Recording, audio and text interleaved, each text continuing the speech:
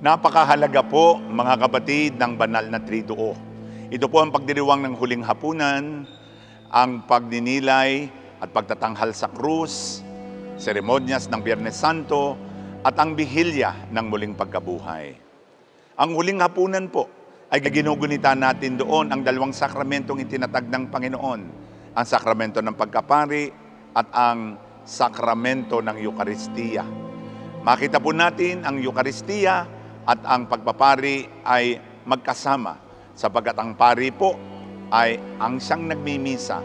Walang misa kung walang pari, walang Eukaristiya kung walang paring magmimisa. At ito po ay makikita nating napakahalaga. Unity, a band of charity. Kaya huling kataga ng isang nagmamahal ay pag-ibig. Inialay niya ang kanyang sarili. He left a memorial of His love, a sacrament of love, a sign of unity, a band of charity. Ang iniwanan po niya ay alaala ng kanyang buhay, ang pag-aalay ng kanyang sarili, at ito po ay ang Santa Misa. It is a kind of Passover, pagtawid. Pagtawid mula sa pagkaalipin doon sa mga Ehipsyo. It is a kind of Passover. And it is also, this is the basis of the celebration of the Eucharist. The Eucharist is in the form of a Passover, pasasalamat. Kaya every Mass is a kind of pagtawid. It is a Passover from death to life, from sin to grace. Kaya nga yung celebrate natin ngayon, every time we celebrate the Mass, we celebrate this kind of Passover from a life of sin to a life of grace.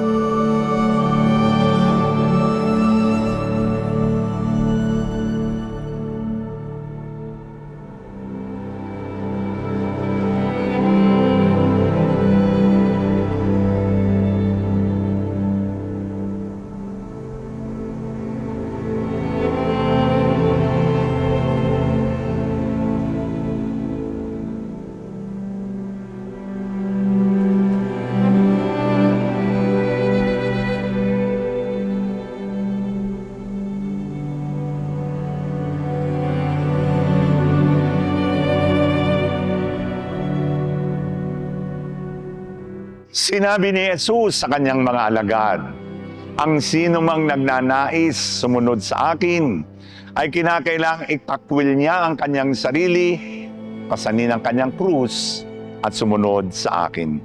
Sa ating pong pagdiriwang ng Semana Santa, ay nakaugalian na po natin na parte ng ating pagsasakripisyo at pakikiisa sa paghihirap ng ating Panginoong Jesus ay muling sundan siya doon sa Kalbaryo, ang daan ng krus.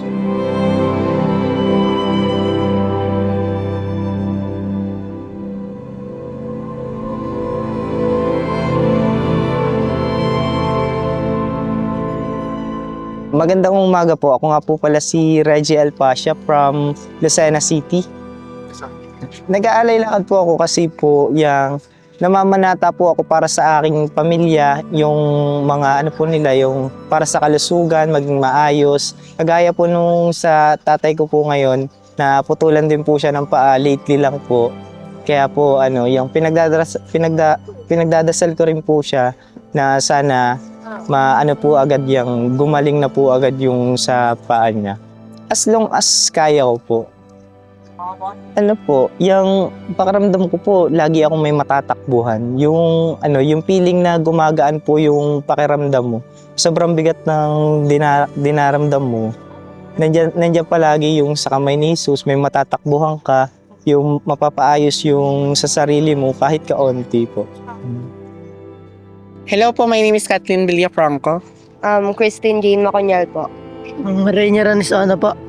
Giancarlo Coronel. Lucena Dalahican po. 3 po. Kaya po kami namamanata dito taon-taon dahil may hinihiling po kami sa Diyos na para sa pamilya namin na merong may sakit na sana gumaling na po. For me naman po, kaya po kami namamanata. Masaya naman po kasi yung ginagawa dito. Like, kahit nakakapagod siya sa paglalakad. Pagdating naman po parang wala na rin yung pagod. Tapos, yung reason po kasi is total parang nung pandemic po, hindi po kami nakakasimba doon ng pakil. So, ang ginawa po namin, dito na lang po kami nagdadiretso. Parang yun po yung pinalit namin sa panatanan pagsimba ng pakil. Para sa akin po, parang every year na pag-aalay lakad po, parang katulad nga po na sinabi niya, may pinagpe-pray para sa family. And sa Kristan din po, so kaya po nag-aalay lakad. Gaya po ng sinabi ni Kathleen po, may pinag-pray po kaya po na nag-aalay lakad po. Ay ma'am, may pinagpe-pray naman po kami every year sa pag-aalay lakad. Parang after po nun na kukuha namin yung blessings or yung pinagpe-pray po namin. Hanggang kaya po siguro. Kami nga po pala ang Pamilya Bisco and Pamilya Reynera from Cabay Chaong, Quezon and from Quezon City. Pumunta kami dito para sa Holy Week para ma-experience and makapagnilay-nilay na rin. Sarap ng pakiramdam. Masarap po sa pakiramdam na nakapaglakad ka, umakyat ka, yung pagod na naranasan mo, parang nagsakripisyo ka na rin, parang yung naranasan ni Papa Jesus. Ayun. Sa nababago yung buhay, siguro nakapag-reflect ka habang umaakyat. Ayun. Yung pamamanata naman namin po, o yung ginawa naming pag-akyat, pagpunta dito is para sa good health ng buong pamilya, sa blessings, and sa good health, safety ng buong pamilya. Ayun.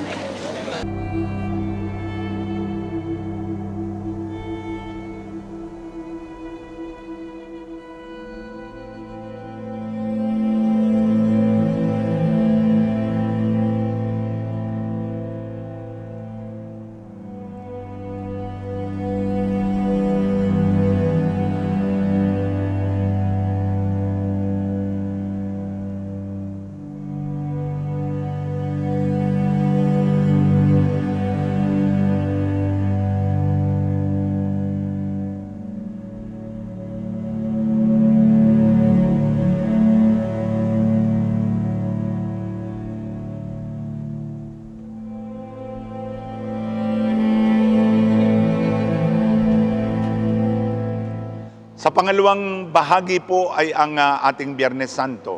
Na unang bahagi po ay ang pagninilay ng salita ng Diyos. Pangalawa ay ang pagpaparangal sa banal na krus, na ang krus ay dapat nating mahalin, na dapat nating yakapin, hindi lang tuwing Biyernes Santo, kundi araw-araw, oras-oras ating buhay. At ang pangatlong bahagi ay ang pagkukomunyon. Pagkatapos nating busugin ng salita, bubusugin din naman tayo ng kanyang katawan at dugo na magbibigay sa atin ng buhay na walang hanggan.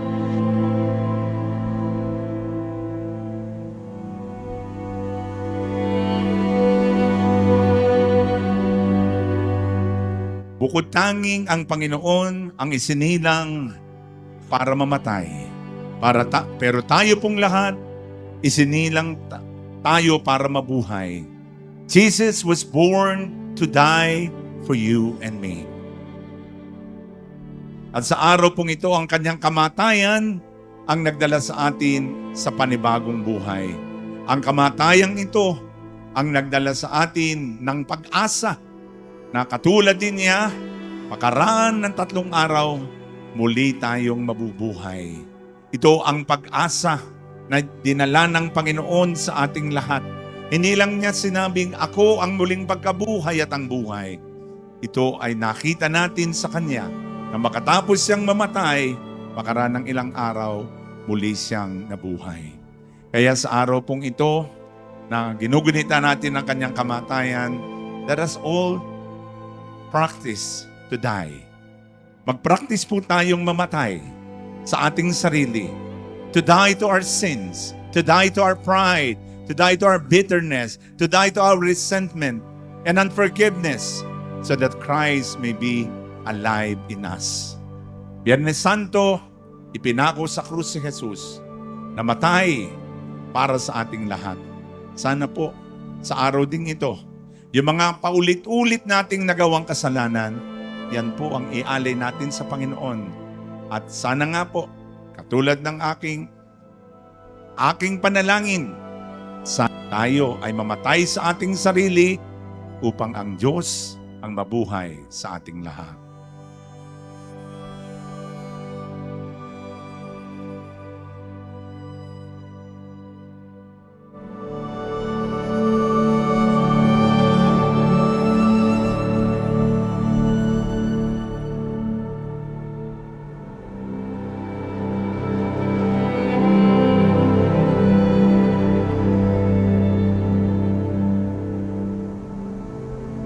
At ang pangatlo pong bahagi ay ang bihilya para sa muling pagkabuhay. Napakahalaga po noon. Nagsisimula ng madilim, sapagat ito po ay naglalarawan ng pagtawid. Pagtawid mula sa kadiliman tungo sa kaliwanagan. Pagtawid mula po sa buhay na makasalanan patungo sa buhay na grasya. Kaya naman napakahalaga din po nun yung ilaw na si Jesus ang ilaw ng ating buhay.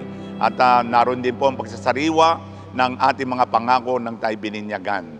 Napakahalaga po na pagdiriwang ng bihilya ng muling pagkabuhay sapagat marami pong mga tao, mahal na mahal ang Biyernes Santo, pero nakakaligtaan nila na tayo pong lahat ay mga anak ng muling pagkabuhay. Marami pong mga taong pumupunta rito, milyong-milyon dito po sa kamay ni Jesus tuwing Biyernes Santo. Pero pansinin po natin, sa muling pagkabuhay, wala na pong masyadong tao. Nasa na po, nasa piknikan na po, nasa eskarsyo na, nasa beaches na, nalimutan ng samahan ang pagtatagumpay ng Panginoon.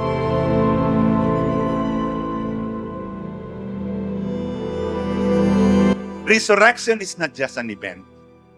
Resurrection is not just a memorial.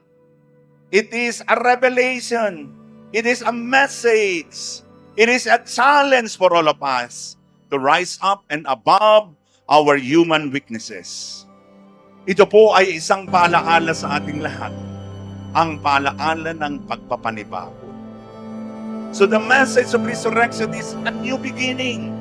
This is now a new beginning with God on our side. Pumalpak tayo, nagkamali tayo, nagkasala tayo. Hindi mahalaga yung pagkakamali, ang mahalaga ay ang ating pagsisikap na magpanibago.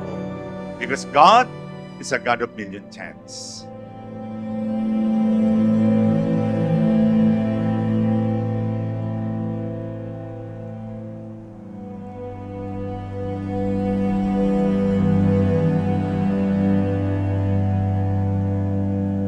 Mga kapatid, the joy of Easter is Jesus is alive.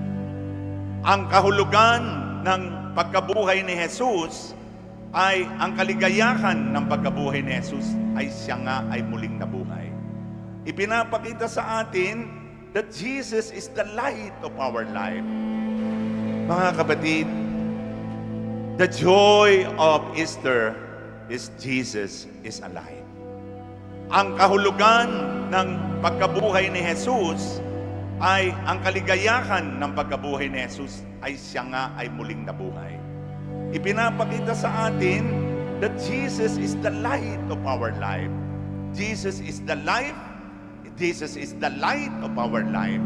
Na kapag tayo ay wala sa Kanya, tayo po ay nasa kadiliman ng ating buhay. Kaya nga, ipinapaalala sa atin na kung si Jesus ay tumawid mula doon sa kamatayan patungo sa panibagong buhay, tayo rin po sana ay dapat matutong tumawid mula sa dati nating makasalanang pamumuhay patungo sa isang buhay na banal. It is a kind of Passover. Tatawiran na natin yung dati nating pamumuhay at para naman maranasan natin ang kaliwanagan ng muling pagkabuhay. We are pilgrims of hope, and this Jubilee year We have to have hope. At itong itinuturo sa atin ng mga babae. They were so persistent. Sinamahan nila ang Panginoon even in the terrible events of the life of Jesus. Kaya ito po ang itinuturo sa atin. Huwag tayong maumay sa salitang lukbang. Huwag tayong maumay. Kailangan meron tayong pag-asa. Ang atsara ng buhay natin ay pag-asa. Pag-asang hindi tayo pababayaan ng Diyos. Pag-asang mahal tayo ng Diyos. Pag-asang pwede pa tayong magbago.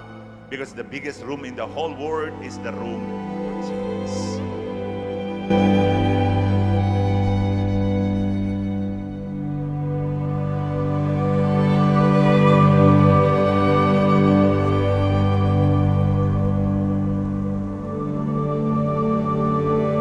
The message of resurrection is very clear na ito pong araw na ito na tumawid ang Panginoon mula sa kamatayan patungo sa panibagong buhay. Sama-sama rin po tayo.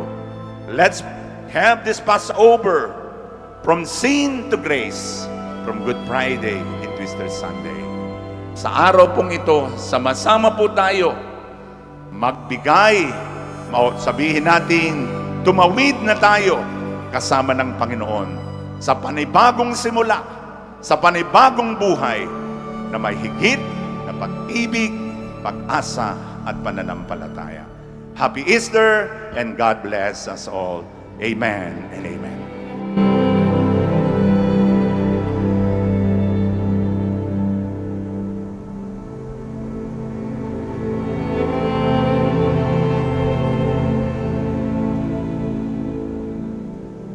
Napakahalaga po ang tatlong ito na si Kristo ay nagandog ng sarili ng huling hapunan, nagpahalaga sa krus at ang kanyang pagtatagumpay sa kanyang muling pagkabuhay.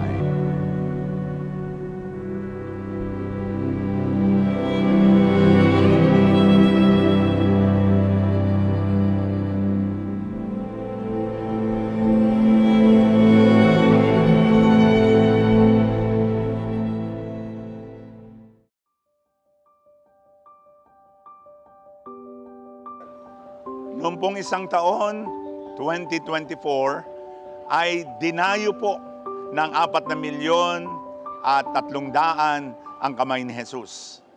At sa aming pong pagpupulong, ang binigay po sa aming numero ng tourism ng Lokban ay aabot ng 6 na milyon. Kaya naman labis-labis po ang aming paghahanda.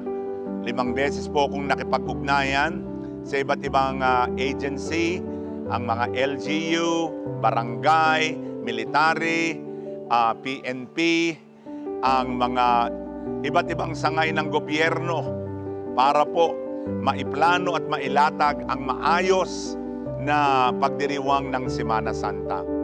Naging po kaming mas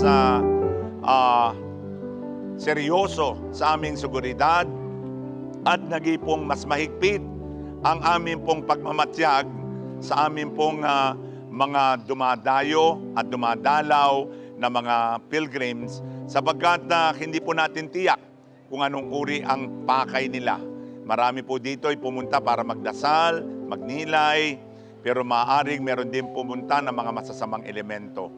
Kaya kami po ay nag-deploy ng 100 mga pulis. Hindi pa ho kasama ron yung 50 undercovered military at kasama po ang 800 mga volunteers para matiyak po namin na maganda ang daloy ng Semana Santa. Ako po si Jamil Micaela Ojerio Bisagas, LDRIM Officer 3 ng Bayan po ng Lokban. Mula pa po nung January, nagkakaroon na po tayo ng mga coordination meetings with Kamay ni Jesus. Since alam naman po natin na itong Kamay ni Jesus po talaga ang puntahan, lalo na po pagdating ng Holy Week. So mula po January, February, and nitong March, siguro naka-apat po tayo ng coordination meetings with the administration po ng Kamay ni Jesus. And bukod pa po doon, nakipag-coordinate po tayo sa iba't ibang offices and agencies, mga samahan, organizations, tulad po ng mga force multipliers na kasama din po natin ngayon. Dahil nga po dyan, meron po tayong baseline data kung saan noong taong 2023, meron po tayong humigit kumulang 2 milyon na mga visitors. Nitong 2024, meron tayong umabot ng 4 million. And based po nga dun sa mga meetings natin, in-expect po natin na may estimate na nasa aabot ng 6 na milyon ngayong taon. At dahil po dyan, minarapat natin na makipag-usap talaga sa iba't ibang organisasyon dahil hindi po kakayanin ng tanggapan lang po namin ng DRRM. Willing naman po talaga lagi tayong tumulong, lalo na po pagdating ng Holy Week dito sa ating Kamay ni Jesus. Since alam naman po natin na isa po ang Kamay ni Jesus sa pinakang pinupuntahan po talaga ng ating mga kababayan, hindi lang po sa Pilipinas pala, pati po yung mga nagbabalik bayan. So lahat po ng pwedeng itulong po ng aming tanggapan, ng lokal na pamahalaan po ng Bayan ng Lucban, ay amin pong i-extend dahil malaki rin naman po ang binibigay na suporta ng ating pong Kamay ni Jesus. Hindi lang po sa pagdating sa tourism, sa ating mga visitors, pati na rin po sa ekonomiya po ng Lucban na yun din po yung naiibalik ng ating pambahay pamahalaan dito sa Bayan ng Lucban.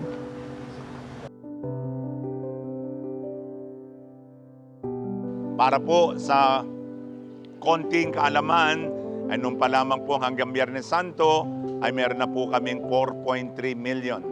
At siguro hanggang Sabado, Linggo, tama-tama po aabot ng 6 na milyon. Kaya yung ginawa po naming plano ay medyo strikto at medyo detalyado.